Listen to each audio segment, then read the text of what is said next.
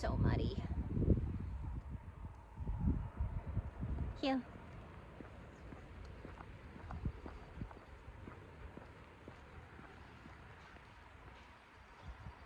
Good. Heel. Hey guys, so as I'm teaching the auto sit, this is an obedience command, remember. So this is nothing to do with reactivity or mindset training. This is strictly obedience.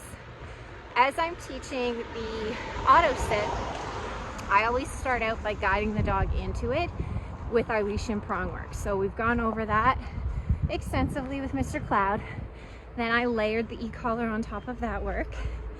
And then I started phasing out the prompts and the cues and teaching him that me stopping is actually the cue for him to sit. So that's why you don't hear me say the word sit when I first stop. I just stop.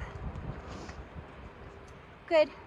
And I'm going to hold the dog accountable for paying attention to me, to notice that, and then to understand that that's the cue for him to stop. If he didn't and he kept on trucking, I would have said sit and added information on the e-collar in the form of a tap to kind of like tap him on the shoulder and let him know, like, hey buddy, you weren't paying attention, you missed something, tune back in, and I need you to follow through on this obedience command. Heel. So that's why you don't hear me say sit when I stop walking the first time. You only hear me when I'm holding him accountable to the sit. You only hear me say it when I also pair it with that e-collar information if he's missed the cue. Good. Heel.